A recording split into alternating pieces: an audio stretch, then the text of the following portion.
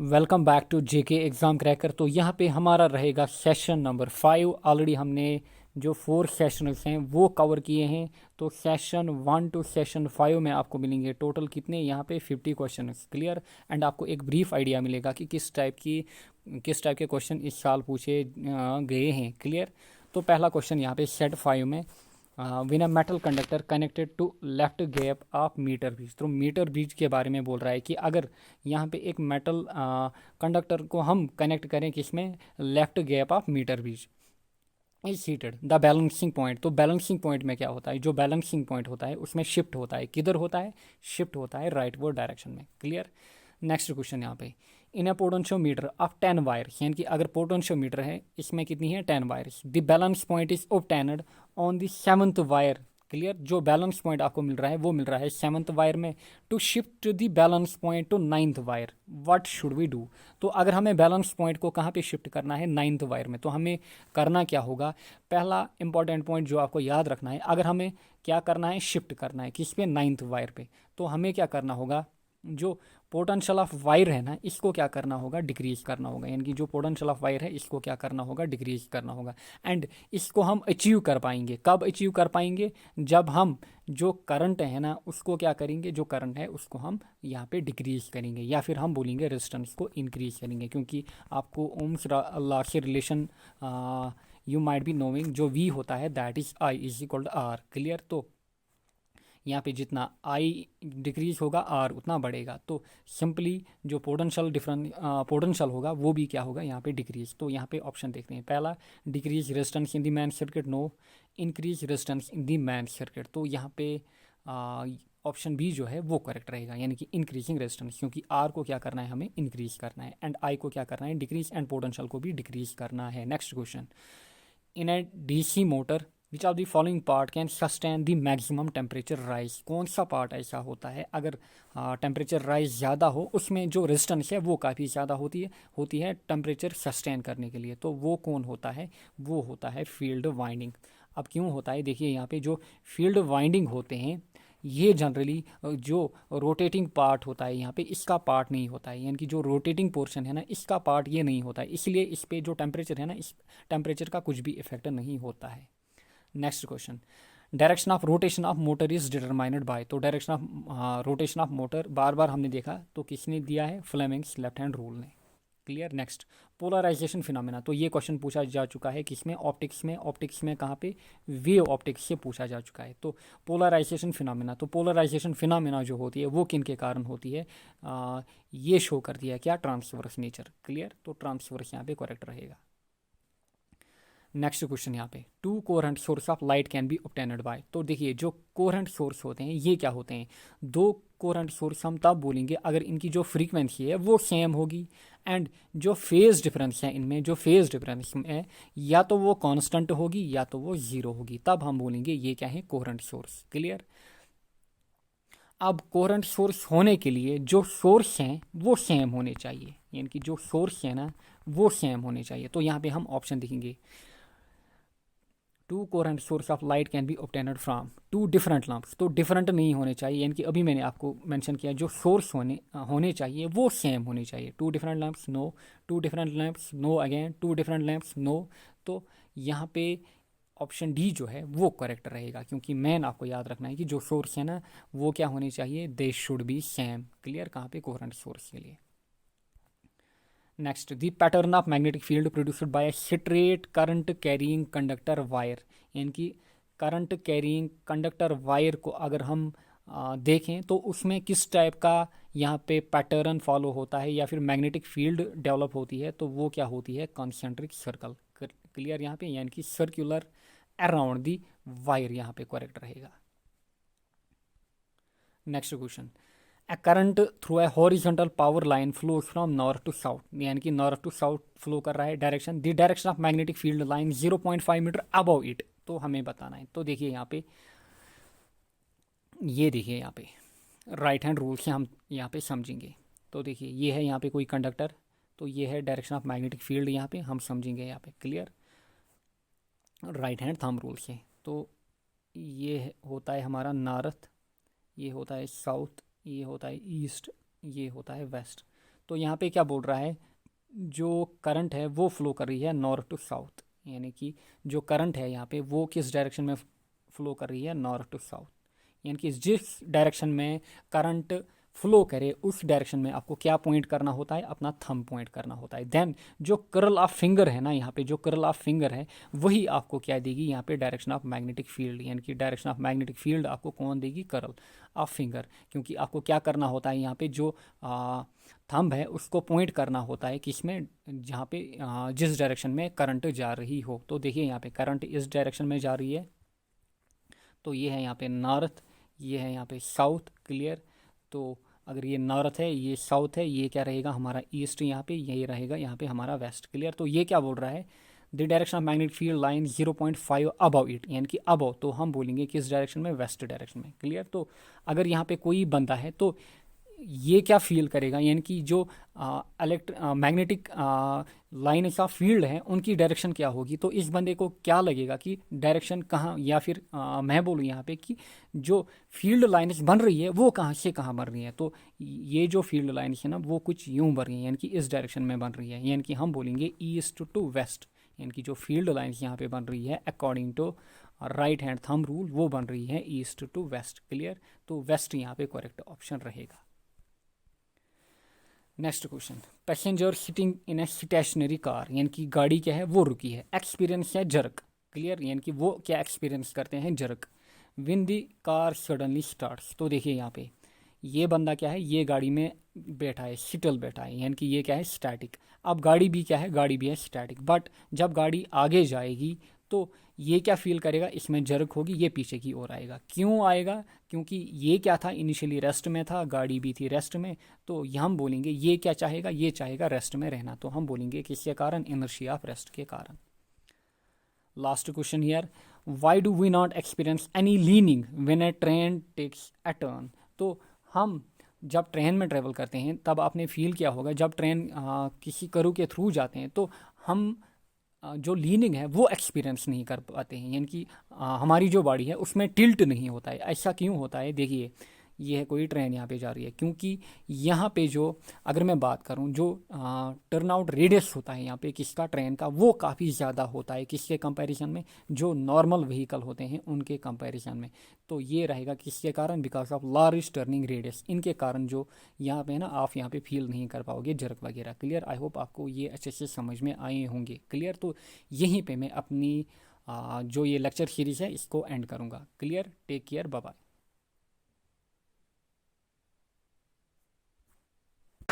Hello guys, welcome back to our channel JK Exam Cracker, and I'm with my new video on further MCQs। जैसा कि हमारा MCQs का सिलसिला चल रहा था, आई होप आपकी प्रिपरेशन अच्छी चल रही होगी, and thanks for supporting us. आपका बहुत सपोर्ट मिला है, थैंक यू। चलते हैं नेक्स्ट आज के हमारे पहले क्वेश्चन पे। पहला क्वेश्चन है, which of the following viruses is responsible for causing influenza. बोल रहा है कि इनमें से कौन सा वायरस रिस्पॉन्सिबल है इन्फ्लुएंजा कॉज करने के लिए। तो लास्ट वीडियो में भी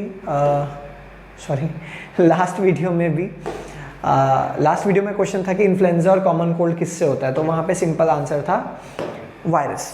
अभी मैंने अपनी कम्युनिकेबल नॉन कम्युनिकेबल भी बोला था कि कुछ डिजीज मैंने आपको हाईलाइट करके दी थी कि इनके याद रख लेना। मैंने उसमें, मुझे याद है, इन्फ्लुएंजा भी हाईलाइट किया था कि इन्फ्लुएंजा वगैरह इन कुछ कॉमन बीमारियां होती है जिनके स्पेसिफिक ऑर्गेनिज्म भी पूछे जा सकते हैं, अगर अदरवाइज स्पेसिफिक ऑर्गेनिज्म बड़ा रेयरली पूछेंगे। तो देख लेते हैं इन्फ्लुएंजा इनमें से कौन सा वायरस करता है, बता दो। Varicella virus, rubella virus, myxo virus, polio virus. Polio virus तो सीधा क्रॉस हो गया, पोलियो करता है। वेरिसेला वायरस आपको याद होगा, तो varicella virus small pox, chicken pox जैसी बीमारियां करता है। तो क्वेश्चन 11 का आंसर है मिक्सो वायरस, सीधी सी बात है, मिक्सो वायरस इसका आंसर है। मिक्सो वायरस से हमारा इन्फ्लुएंजा होता है। ठीक है, तो बड़ा इजी क्वेश्चन है, ये आगे आप पढ़ लेना, तो आपको जब पीडीएफ्स मिल जाएंगी तो आप पढ़ लेना। नेक्स्ट क्वेश्चन है, in case of parasitic food chain the shape of the pyramid of number is always. एक पैरासिटिक फूड चेन में, पैरासिटिक फूड चेन, पैरासाइट जहाँ पे रहेंगे, मतलब एक ऑर्गेनिज्म जो किसी दूसरे लिविंग ऑर्गेनिज्म से खाना भी लेगा और फूड भी लेगा, बदले में उसको कोई फ़ायदा नहीं दे रहा है जिसके ऊपर वो रह रहा है। ठीक है, तो पैरासिटिक फूड चेन में पिरामिड ऑफ नंबर कैसा रहता है, ठीक है। पिरामिड ऑफ नंबर क्या होता है? पिरामिड ऑफ नंबर वो होता है कि जिसमें हम फूड चेन में अलग अलग ट्रॉपिक लेवल पे नंबर ऑफ ऑर्गेनिजम्स देखते हैं।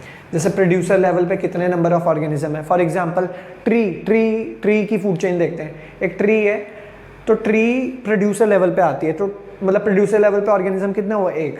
उस ट्री पे प्रोड्यूसर को कौन कंज्यूम करते हैं? प्राइमरी कंज्यूमर हर्बीवोर्स वगैरह हो गए। उस ट्री पे प्राइमरी कंज्यूमर है फॉर एग्जांपल 10 पक्षी, 10 बर्ड्स।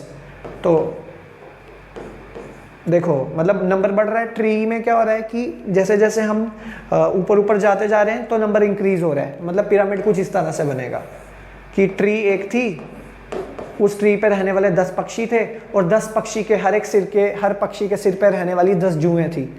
तो 10 पक्षियों के बॉडी पे रहने वाली कितनी जुएं होंगी? 100 जुएं। तो देखो प्रोड्यूसर लेवल पे एक, प्राइमरी कंज्यूमर लेवल पे 10 लोग और सेकेंडरी कंज्यूमर लेवल पे 100 लोग। तो ये होता है पिरामिड ऑफ नंबर। तो अब बोल रहा है कि पैरासिटिक फूड चेन में पिरामिड ऑफ नंबर कैसा होता है? अपराइट होता है, सीधा होता है। अपराइट हो गया ऐसे, जब पिरामिड इस तरह से होगा इसको अपराइट कहेंगे। ये कैसा पिरामिड है? इन्वर्टेड है। अपराइट होता है, लीनियर होता है, इन्वर्टेड होता है या फिर नॉट सर्टन होता है। तो पिरामिड ऑफ नंबर ट्री एक तरह से मैंने आपको दे दी एग्जांपल पैरासिटिक फूड चेन की, बिकॉज ट्री में पक्षियों के सिर पे रह रहे हैं ना पैरासाइट्स, जुएं रह रही है ना पक्षियों के सिर पे, तो जुएं पैरासाइट्स होती हैं। तो एक पैरासिटिक फूड चेन में पिरामिड ऑफ नंबर हमेशा इन्वर्टेड होता है, क्योंकि एक आप सिंपल सा ह्यूमन का ले लो, ठीक है, ह्यूमन प्रोड्यूसर हो जाएगा यहाँ पे, ठीक है, ह्यूमन प्रोड्यूसर हो जाएगा और ह्यूमन के ऊपर प्राइमरी कंज्यूमर कौन है? जुएं। तो एक इंसान के ऊपर कम से कम 10 जुएं तो रहेंगी। प्रोड्यूसर लेवल पे लोग कितने थे? एक, और जुएं कितनी आ गई? 10। तो मतलब इन्वर्टेड बनेगा, 1 से 10, 10 के ऊपर 100 लोग रह रहे हैं। समझ रहे हो इस चीज़ को? तो दैट्स इट। तो इसका आंसर है 12th का सी, इन्वर्टेड। ठीक है, नेक्स्ट चलते हैं। विच of the following is correct statement about the ozone? इनमें से कौन सी ओजोन के रिगार्डिंग करेक्ट स्टेटमेंट है? तो देख लेते हैं। Ozone in troposphere is good for breathing. Let's see, सारे ऑप्शंस पढ़ लेते हैं पहले, फिर मैं कोई बात करूंगा इसके ऊपर। Ozone in troposphere is not good for breathing, ozone is present only in troposphere, या D all of the above. तो सोच लो आप लोग। तो ओजोन जब ट्रोपोस्फेयर में होती है, ये आंसर सही गलत है। ओजोन जब ट्रोपोस्फेयर में होती है तो वो ब्रीदिंग के लिए अच्छी नहीं होती, बिकॉज ओजोन की सही पोजीशन है स्ट्रेटोस्फेयर में। तो ओजोन अगर ट्रोपोस्फेयर में आ रही है, मतलब नो डाउट उसका लेवल कम हो रहा है और जो आप डॉप्सन यूनिट्स में फ़र्क पड़ रहा है, तो नो डाउट ओजोन वो अच्छी नहीं होगी। Ozone in troposphere is not good for breathing, ये सही बात है, ये सही स्टेटमेंट है। ठीक है, बाकी ozone is present only in troposphere, ये तो आपको सरासर पता है कि गलत है। ऑल ऑफ द अबव तो हो ही नहीं सकता।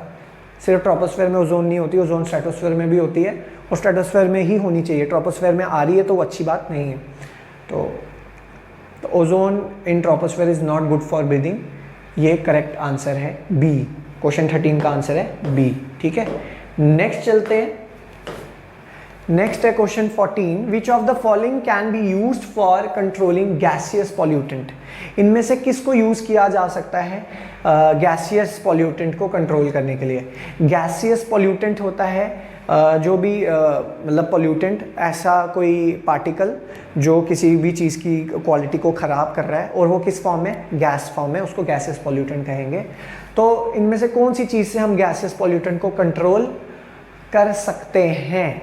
तो देख लो, एसर्टर, इंसिनरेशन, इंसिनरेटर होता है जलाना, जलने से तो और गैसेस प्रोड्यूस होंगी। तो एब्जॉर्प्शन प्रोसेस से हम गैसेस पॉल्यूशन को कंट्रोल कर सकते हैं, बिकॉज जो गैसेस प्रोड्यूस होंगी अगर हम उसको किसी मतलब पॉल्यूटेंट एब्जॉर्बर्स की मदद से एब्जॉर्ब करवा लेंगे तो उससे गैसेस पॉल्यूटेंट कंट्रोल हो जाएगा। ठीक है दोस्तों, तो नेक्स्ट चलते हैं। ठीक है, नेक्स्ट है relative contribution of carbon dioxide, methane, CH4 मतलब methane, CFC chlorofluorocarbon, N2O nitrogen dioxide, sorry nitrous oxide तो इनमें से बोल रहा है कि रिलेटिव इन सब की कंट्रीब्यूशन ग्लोबल वार्मिंग में किस तरह से, क्या क्या परसेंटेज है। मैंने जब आपको ये वीडियो करवाई है, मतलब इसके ये टॉपिक करवाया है, तो उसमें मैंने बताया हुआ है, ठीक है। तो इसका आंसर देख लो, जिन लोगों ने देख लिया होगा, तो मैं अभी इसका आंसर दे देता हूँ। इसका आंसर है सीधा, क्योंकि ये फैक्चुअल है, इसमें ज़्यादा एक्सप्लेनेशन तो है नहीं, ठीक है। तो 15th का आंसर है सीधा सीधा बी 60%, क्योंकि कार्बन डाइऑक्साइड का ज़्यादा ग्लोबल वार्मिंग में कंट्रीब्यूशन बहुत ज़्यादा रहता है। कार्बन डाइऑक्साइड का सबसे ज़्यादा ग्लोबल वार्मिंग में कंट्रीब्यूशन है 60% तक, ठीक है। फिर उसके बाद मीथेन का 20% कंट्रीब्यूशन रहता है, और इसका 14%, ठीक है। और ये सारी ग्रीन हाउस गैसेज हैं, ठीक। तो दैट्स इट, सबसे ज़्यादा कार्बन डाइऑक्साइड का रहता है, और वो पता होना चाहिए आपको, लगभग 60% के बराबर होता है। मतलब 60% एफिकेसी होती है कार्बन डाइऑक्साइड में, कि इतनी ज़्यादा वो हीट ट्रैप कर सकती है। Which of the following statement is true about the ecotone, इनमें से कौन सी स्टेटमेंट सही है इकोटोन के रिगार्डिंगली, ठीक है। It is the meeting place of two different ecosystems, it is the meeting place of two same ecosystem, density of species is very low there, all of the above. तो देखो, it is the meeting place of two same ecosystem, ये गलत है। Ecotone क्या होता है? Meeting place, जहाँ पे दो अलग अलग तरह के इकोसिस्टम्स मिलते हैं, उसको कहते हैं इकोसिस्टम। जैसे ये आ गया एक टेरेस्ट्रियल इकोसिस्टम, और ये आ गया एक एक्वेटिक इकोसिस्टम। तो टेरेस्ट्रियल और एक्वेटिक के बीच वाला जो एरिया होगा ना, जहाँ पे ना ज़मीन ना पानी वाला एरिया, वहाँ पे बड़ी ज़्यादा अलग अलग तरह की स्पीशीज़ हमें देखने को मिल सकती हैं। मतलब पानी के आसपास हमेशा हमें ज़्यादा स्पीशीज़ ही मिलती हैं। पानी और ज़मीन की जंक्शन जहाँ पे मिलती है, वहाँ पे होता है। तो इकोटोन वो जगह है जहाँ पे दो अलग अलग तरह के इकोसिस्टम मिलते हैं, डिफरेंट इकोसिस्टम्स मिलते हैं। तो क्वेश्चन 16 का सही आंसर है ए, ठीक है, जहाँ पे दो अलग अलग तरह के इकोसिस्टम्स मिलते हैं। नेक्स्ट चलते हैं, Chipko movement occurred in which of the following region, Chipko movement इनमें से कौन से रीजन में हुई थी? तो सीधा सीधा आंसर है टेहरी गढ़वाल। टेहरी गढ़वाल में चिपकू मूवमेंट हुई थी, नो डाउट। किस कम्युनिटी ने की थी वो आपको पता होना चाहिए। तो टेहरी गढ़वाल रीजन में, टेहरी आपको पता है ना, टेहरी गढ़वाल आपका उत्तराखंड में है। तो यहाँ पे चिपकू मूवमेंट की मतलब जो है वो शुरुआत हुई थी टेहरी गढ़वाल में, टेहरी गढ़वाल डिस्ट्रिक्ट में। तो वहाँ पे डैम भी है बड़ा फेमस, कमेंट सेक्शन में लिख सकते हो जो डैम के बारे में मुझे बताना चाहते हैं, मैं जानना चाहूँगा आप लोगों से। Question 18, pick up the correct food chain, इनमें से सही वाली फूड चेन चूज करो। ग्रास को खा रहा है कैमिलियन, कैमिलियन एक लिजर्ड टाइप होता है ऑर्गेनिज्म, वो जो कलर नहीं बदल सकते हैं, जो पिक्चरों में आप देखते हो कलर बदल देती हैं छिपकलियाँ, उन्हीं को कैमिलियन कहते हैं।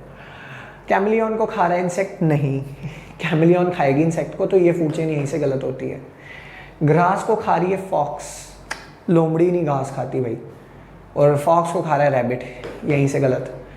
फाइटोप्लैंक्टन को खा रहा है जू प्लैंक्टन को खा रही है फिश, यस, क्योंकि फाइटोप्लैंक्टन फूड प्रोड्यूस करते हैं, और जू प्लैंक्टन एनिमल जैसे होते हैं, ये फाइटो प्लांट्स को खाते हैं, और जू प्लैंक्टन्स को फर्दर फिश खाती है, तो ये सही है। बाकी ये वाली भी देख लेते हैं, फॉलन लीव्स को खा रहे हैं बैक्टीरिया, बैक्टीरिया को इंसेक्ट लार्वा, नहीं, this is not, because insect larva do not consume bacterias.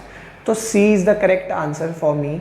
18 का सही आंसर है सी, फाइटोप्लैंक्टन्स को जू प्लैंक्टन खाते हैं। ये एक्वेटिक इकोसिस्टम में प्लैंक्टन्स होते हैं, बताया ना, प्लैंक्टन माइक्रो ऑर्गेनिजम्स जैसे होते हैं। फाइटोप्लैंक्टन्स को खाएंगे जू प्लैंक्टन, जू को खाएंगे फिशेस, ठीक है, छोटी छोटी फिशेस को फिर बड़ी फिशेस, इस तरह से। Question 19, competition for light, nutrients and space is more severe between. Light, nutrients और स्पेस का सबसे ज़्यादा कंपटीशन किन के बीच में होता है? Close related organisms growing in different Nike आपको पता है ना, मैंने प्रीवियस वीडियो में भी बताया था। नाइकी किसी भी ऑर्गेनिज्म का एक पर्टिकुलर एरिया होता है, और नाइकी डिफाइन करता है किसी भी ऑर्गेनिज्म का उस एरिया में रोल, बेसिकली उस किसी एक कम्युनिटी में रोल। नाइकी क्या होता है? नाइकी होता है किसी भी ऑर्गेनिज्म का या किसी भी स्पीशीज़ के ऑर्गेनिज्म का एक पर्टिकुलर एरिया, और उस एरिया में उसका क्या क्या रोल है, वो कैसे खाता है, उसका फीड ऑफ हैबिट क्या है, ये वो वो चीज़ नाइकी, और नाइकी की इन्फॉर्मेशन से बहुत चीज़ें डिसाइड होती हैं। तो बोल रहा है कि अगर एक ही नाइकी में डिफरेंट, बोल रहा है कि क्लोज रिलेटेड ऑर्गेनिज्म, बड़े क्लोज रिलेटेड ऑर्गेनिज्म एक ही नाइकी में रह रहे हैं, मतलब इसका ये बनता है कि वो जो दोनों ऑर्गेनिजम्स हैं उनके बीच में उनकी जो ईटिंग हैबिट है, उनका रहने खाने का सब कुछ हैबिट जो है वो सेम होगी। तो नो डाउट ऐसे दो लोगों के बीच में एक टाइम पे कंपटीशन बढ़ जाएगा, ठीक है। तो close related organism growing in different niches, मैं बाकी ऑप्शंस पे जाऊंगा ही नहीं क्योंकि यही ऑप्शन सही है यहाँ पे, ठीक है। तो क्लोज रिलेटेड जो ऑर्गेनिजम्स हैं जो डिफरेंट नाइकीज में रहते हैं, ओ सॉरी डिफरेंट नाइकीज है, मैंने डिफरेंट नाइकीज नहीं पढ़ा, यस। अब यहाँ ये गलत हो जाएगा, देखो क्यों डिफरेंट नाइकीज में रह रहे हैं, क्लोज रिलेटेड तो हैं, जैसे एक बंदर है और एक लंगूर है, बड़े क्लोज रिलेटेड ऑर्गेनिजम्स हैं, लेकिन अलग अलग एरिया में रह रहे हैं। एक रह रहा है जम्मू में, एक रह रहा है कटरा में। जम्मू वाले एरिया में अपने रिसोर्सेज पूरे कर लेगा और कटरा वाला कटरे में कर लेगा, दोनों के बीच में कोई कंपटीशन नहीं बनेगा। हमें कंपटीशन की बात करनी, कंपटीशन कब होगा, close related organism growing in same area और नाइकी, यहाँ कंपटीशन होगा। एक ही एरिया में बंदर और लंगूर दोनों जम्मू में ही है, दोनों की पॉपुलेशन जम्मू में ही है, उनके बीच में मार काट पड़ जाएगी कि भाई तू केले खाएगा या मैं केले खाऊंगा, ठीक है, वहाँ कंपटीशन बढ़ जाएगा, ठीक है। तो इसका आंसर है, मैंने यहाँ डिफरेंट नहीं पढ़ा था, सॉरी, यही पेपर में भी गलती होती है, डिफरेंट मतलब ये वर्ड्स को अच्छे से पढ़ना प्लीज़, ऑप्शंस को सब अच्छे से पढ़ना, देन आंसर चूज करना। तो B is the correct answer, question 19 का बी है करेक्ट आंसर, कि जब भी एक नाइकी मतलब एक एरिया में सेम तरह के ऑर्गेनिजम्स रह रहे होंगे तो उनके बीच में कंपटीशन जैसी सिचुएशन हो जाएगी। किस लिए हो जाएगी, क्योंकि उनका सेम उनको खाना होगा, उस बंदरों को भी केले खाने, लंगूर को भी केले खाने हैं, तो मतलब लाइक केलों की कमी पड़ जाएगी, फिर दोनों में लड़ाई पड़ जाएगी कि तू खाएगा कि मैं खाऊंगा, है ना, तो लाइक दैट। और आप सबसे बड़ी कंपटीशन तो देखो इंसानों का, इंसानों में सबसे बड़ा कंपटीशन चल रहा है कि नहीं चल रहा है, मुझे बताओ, कि मतलब एक इंसान दूसरे इंसान को मारने में पड़ा हुआ है just because of similar demand. सभी को ऐशो आराम और वो चाहिए, तो सबकी एक जैसी डिमांड है, सबको तो मतलब लाइक अवेलेबल नहीं ना हो सकता, तो वही है, हर इंसान एक दूसरे से कंपटीशन कर रहा है। अपर पार्ट ऑफ सी और इक्वेटिक इकोसिस्टम कंटेन्स, सी या इक्वेटिक इकोसिस्टम में ऊपर के पार्ट में क्या रहते हैं, बेंथोस लोअर पार्ट में होते हैं, नेक्टॉन बीच वाले पार्ट में रहते हैं लगभग, प्लैंकटन एंड नेक्टॉन बिल्कुल भी नहीं, प्लैंकटन सबसे ऊपर वाले पार्ट में होते हैं। प्लैंकटॉन्स आपको पता है ना, जू प्लैंकटन, फाइटोप्लैंकटन, जो इकोसिस्टम जो एक्वेटिक इकोसिस्टम है इन्हीं से शुरू होता है। फाइटोप्लैंकटन्स को खाते हैं, जू प्लैंकटन को, फाइटोप्लैंकटन को खाते हैं जू प्लैंकटन्स को खाते हैं स्मॉल फिशेस को खाते हैं बिग फिशेस, तो एटसेट्रा। तो क्वेश्चन 20 का आंसर है ए। तो गाइज ये थी आज की हमारे क्वेश्चंस। आई होप आपको ये सारे क्वेश्चंस अच्छे लगे होंगे एंड बहुत हेल्पफुल होंगे, तो थम्स अप देना ना भूलिएगा। Thank you, thanks and have a nice day.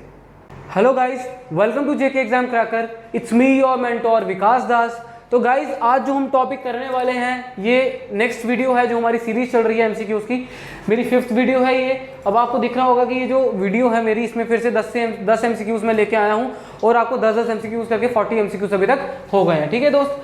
तो करते हैं आगे, पहला क्वेश्चन मूव ऑन करते हैं। ये बस ऐसे ही लिखा है कि किस किस एग्जाम के लिए, जैसे आप देख लो अकाउंट असिस्टेंट के लिए, सब इंस्पेक्टर के लिए, जेकेएसएसबी में sub inspector, finance account assistant, उन सब के लिए ये एग्जाम, ये जो क्वेश्चन है बहुत इंपॉर्टेंट है, ठीक है गाइस। तो सबसे पहला क्वेश्चन करते हैं हम। सबसे पहला क्वेश्चन देख लो, यहाँ पे कुछ ऐसा लिखा है, एक second, let me clear the board. तो दोस्तों तो स्टार्ट करें। तो सबसे पहला जो क्वेश्चन है, which of the following are the most favourable condition for liquefying gas. Gas को लिक्विफाई करने का मतलब कि गैस को क्या कंडीशन ऐसी दी जाए कि गैस लिक्विफाई होके क्या लिक्विड में कन्वर्ट हो जाए। उसके लिए गैस को क्या करना पड़ता है, प्रेशर बहुत ज़्यादा हाई देना पड़ता है। प्रेशर क्या करना पड़ता है, हाई देना पड़ता है। और टेम्परेचर क्या करना पड़ता है, लो करना पड़ता है। अब देखो कि प्रेशर हाई और लो टेम्परेचर कहाँ पे है, यहाँ लो प्रेशर हाई टेम्परेचर, ये ऑप्शन गलत। लो प्रेशर लो टेम्परेचर, ये ऑप्शन गलत। हाई प्रेशर सही है, हाई टेम्परेचर, ये ऑप्शन गलत। हाई प्रेशर लो टेम्परेचर, ये ऑप्शन सही। तो D is the correct answer, ठीक है गाइस। तो आई होप आपको ये समझ आया, उसे याद करना है सिर्फ आपने। तो नेक्स्ट पे आते हैं, नेक्स्ट पे आते हैं। In graphite each carbon atom is bonded to the 3 other carbon atom, ठीक है। कहता है एक ग्रेफाइट के एटम में एक कार्बन एटम जो होता है वो 3 कार्बन के और एटम से जुड़ता है। कहता है उसके अनुसार फॉर्मिंग ए 3 डायमेंशनल स्ट्रक्चर। कहता है जब वो जुड़ता है 3 डायमेंशनल स्ट्रक्चर बनाता है, एक हेक्सागोनल अरे या हेक्सागोनल ज्योमेट्री का स्ट्रक्चर बनाता है, स्क्वायर अरे बनाता है या स्क्वायर ज्योमेट्री का स्ट्रक्चर बनाता है या पेंटागोनल का। ये बात याद रखना, जब कभी भी ग्रेफाइट जुड़ता है तो ग्रेफाइट जो होता है वो ग्रेफाइट जो होता है वो हेक्सागोनल अरे का स्ट्रक्चर बनाता है, याद रखना, ठीक है, ये आंसर सही है। ठीक है गाइस, तो ये आपका ऑप्शन हो गया हो, तो नेक्स्ट क्वेश्चन में मूव ऑन करते हैं। नेक्स्ट क्वेश्चन, ठीक है, which of the following gases dissolves in water to give acidic solution. कहता है इसमें से कौन सा गैस जो है वो वाटर में डिजॉल्व करेगा ताकि एसिडिक सॉल्यूशन दे दे। एसिडिक सॉल्यूशन देने का काम देखो, कार्बन डाइऑक्साइड एसिडिक सॉल्यूशन नहीं दे सकता, ऑक्सीजन भी नहीं दे सकता। नाइट्रोजन यहाँ पर एक अच्छा ऑप्शन है, आप नाइट्रोजन को मार्क कर लो। नाइट्रोजन जो होता है यहाँ पे एसिडिक सॉल्यूशन देता है, तो नाइट्रोजन आप ऑप्शन सॉरी गाइस, ये ऑप्शन, एक सेकेंड गलत हो गया, एक सेकेंड, ठीक है। अच्छा दोस्तों, ये क्वेश्चन समझा देता हूं मैं, क्वेश्चन ध्यान से पढ़ना, क्वेश्चन थोड़ा सा गलत रीड कर लिया मैंने, कि एसिडिक सॉल्यूशन इसमें से कौन सा एलिमेंट जो है वो एसिडिक सॉल्यूशन देगा, या कौन सा एलिमेंट या कौन सी गैस जो एसिडिक सॉल्यूशन फॉर्म करेगी। एसिडिक सॉल्यूशन फॉर्म करने के लिए आपको मैं बेसिक सी, आपको इन सब में आपको बेसिक सा एग्जांपल देता हूं। आपने कभी कोल्ड ड्रिंक पी है, पी होगी यार ऑब्वियसली, कोई भी कोल्ड ड्रिंक या एरिएटेड ड्रिंक्स बोलते हैं, बेवरेजेस बोलते हैं इसको, सॉफ्ट ड्रिंक्स, ठीक है। इसमें क्या होता है कि CO2 मिक्स होता है, और कोल्ड ड्रिंक जो होती है वो एसिडिक होती है नेचर में। कोल्ड ड्रिंक का pH जो होता है वो 6 और 5 के बीच में होता है, लाई करता है, ठीक है। तो कार्बन डाइऑक्साइड इसका सही आंसर, आप ए ऑप्शन मार्क करो, ठीक है। नेक्स्ट क्वेश्चन पे आते हैं,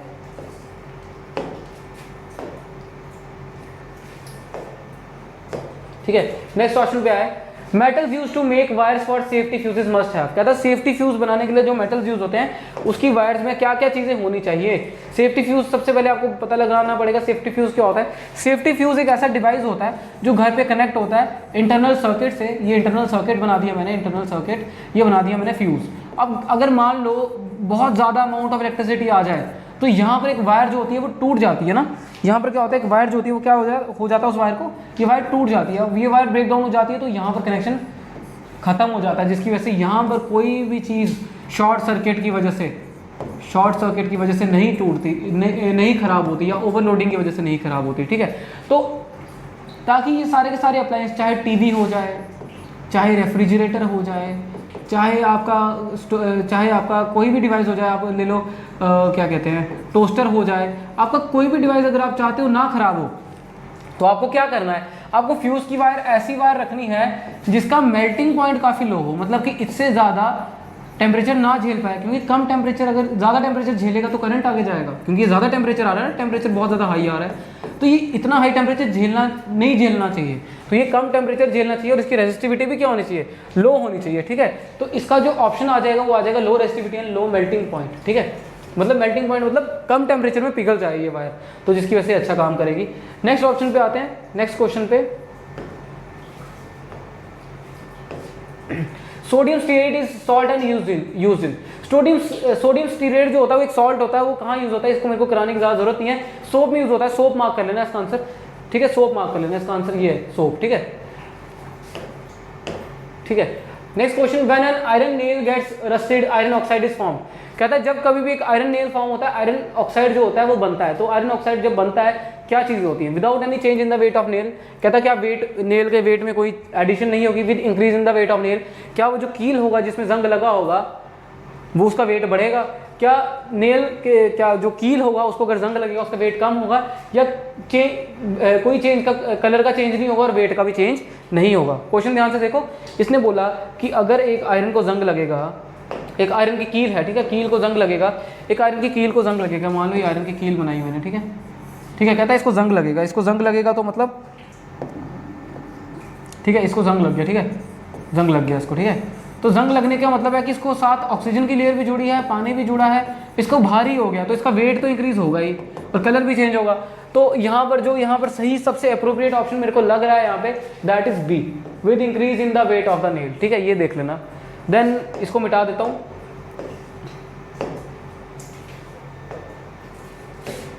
an element that does not occur in nature but can be produce artificially. कहता है इसमें से कौन सा एलिमेंट जो है जो नेचर में नहीं मिलता लेकिन आर्टिफिशियली बनाया जा सकता है। इसका आंसर रेडियो एक्टिव एलिमेंट है, वो one of the finest radio active elements. नाम देखोगे आपको समझ आ जाएगा, दैट इज प्लूटोनियम, ठीक है, देखना ध्यान से, प्लूटोनियम आंसर है इसका, ठीक है। 27 क्वेश्चन का आंसर कि वो एक ऐसा मेटल जो नेचर में ऑकर नहीं करता, नेचर में नहीं मिलता लेकिन आर्टिफिशियली बना सकते हैं। जैसे यूरेनियम नेचर में मिलता है, रेडियम और थोरियम तीनों मिल जाते हैं, प्लूटोनियम नेचर में नहीं मिलता है, इसको आर्टिफिशियली प्रिपेयर करते हैं लैब में, ठीक है। इसको थोड़ा सा देख लेना, ठीक है। नेक्स्ट क्वेश्चन में मूव ऑन करते हैं। The element found on the surface of the moon is, कहता वो एलिमेंट जो मून के सरफेस पे मिला था। आप रिसर्च देखोगे तो नासा ने, इसरो ने बहुत सारी रिसर्च से कंफर्म किया कि मून के सरफेस पे जो मेटल मिलता है ना, the metal is called titanium. Titanium मिला है, टाइटेनियम के माउंटेन्स मिले हैं मून के सरफेस पे, टंगस्टन, टैंटलम और टिन, इनमें से कोई भी चीज़ नहीं मिली है, टाइटेनियम मिला। ठीक है, तो ये ऑप्शन हो गया सही, 28 का हो गया titanium answer.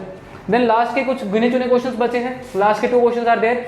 Atoms of an element differ from those of all other element in, कहता है एटम एक एलिमेंट का दूसरे एलिमेंट के एटम से कैसे डिफरेंट है, एटम एक एलिमेंट का दूसरे एलिमेंट के एटम से किस तरीके से डिफरेंट है। इसका आंसर है, पहले ऑप्शन देखो, atomic number and electronic configuration. क्या एटॉमिक नंबर और इलेक्ट्रॉनिक कॉन्फ़िगरेशन के हिसाब से अलग है, या एटॉमिक नंबर या number of valency electrons, valency नहीं, यहाँ वैलेंस इलेक्ट्रॉन्स होगा। ठीक है, वैलेंस इलेक्ट्रॉन्स होगा, ये थोड़ा ठीक कर देता हूँ, टाइपिंग मिस्टेक होगी है, वैलेंस इलेक्ट्रॉन्स। ठीक है, ठीक है, वैलेंस इलेक्ट्रॉन्स होगा। कहता इलेक्ट्रॉन एटॉमिक नंबर या इलेक्ट्रॉनिक कॉन्फ़िगरेशन के हिसाब से है, या एटॉमिक नंबर या नंबर ऑफ वैलेंस इलेक्ट्रॉन्स अलग अलग होते हैं, या number of neutron electronic configuration अलग अलग होती है। ठीक है, या नंबर ऑफ न्यूट्रॉन्स या नंबर ऑफ वैलेंस इलेक्ट्रॉन अलग होते हैं। इलेक्ट्रॉनिक कॉन्फ़िगरेशन सबकी डिफरेंट होती है, एटॉमिक नंबर सबका डिफरेंट होता है। इसका आंसर है ए। ठीक है, मार्क कर लेना। नेक्स्ट क्वेश्चन में मूव ऑन करते हैं। कहता है an atom of an element with mass number 23 and atomic number 11 will have, कहता है एक ऐसा एलिमेंट जिसका मास नंबर 23 है और एटॉमिक नंबर है 11, क्या होगा। सोडियम की बात कर रहे हैं भाई साहब। ठीक है, mass number 23, atomic number 11। Atomic number 11 मतलब इलेक्ट्रॉन कितने हैं 11, प्रोटॉन कितने हैं 11, न्यूट्रॉन कितने हैं 12। देख लो कहाँ ऑप्शन है, ये ऑप्शन है बी वाला, बी वाला ऑप्शन है। 11 प्रोटॉन, 12 न्यूट्रॉन और 11 इलेक्ट्रॉन। ठीक है, अब देखो कैसे फाइंड करते हैं। सोडियम का जो मास होगा ना, mass number is 23, mass number जो होता है सम ऑफ प्रोटॉन्स प्लस न्यूट्रॉन्स होता है, और सोडियम का एटॉमिक नंबर है 11। ठीक है, और 11 जो होता है ना उस नंबर ऑफ प्रोटॉन्स और इलेक्ट्रॉन्स को सिंबलाइज करता है। तो प्रोटॉन हमारे पास 11 आ गया, इसके हिसाब से न्यूट्रॉन कितना आ जाएगा, सॉल्व कर लो, 23 माइनस 11 ये आ जाएगा 12, तो 12 न्यूट्रॉन आ जाएंगे। इलेक्ट्रॉन 11 है, प्रोटॉन 11 है और न्यूट्रॉन आ गया 12, तो उसके हिसाब से ऑप्शन बी करेक्ट है। ठीक है, तो गाइज आज की वीडियो इतनी ही है। नेक्स्ट वीडियो में हम और ज़्यादा एमसीक्यूज लेके आएंगे। तब तक के लिए thank you so much. Like करिए वीडियो को, शेयर करिए और कमेंट जरूर करके बताइए कि कैसी चल रही है आपकी पढ़ाई और कितनी प्रिपरेशन आपने कर ली है। अपना स्कोर भी लिख के बताइए। तो मिलते हैं हम नेक्स्ट वीडियो में, तब तक के लिए thank you so much guys and stay tuned for the next lecture.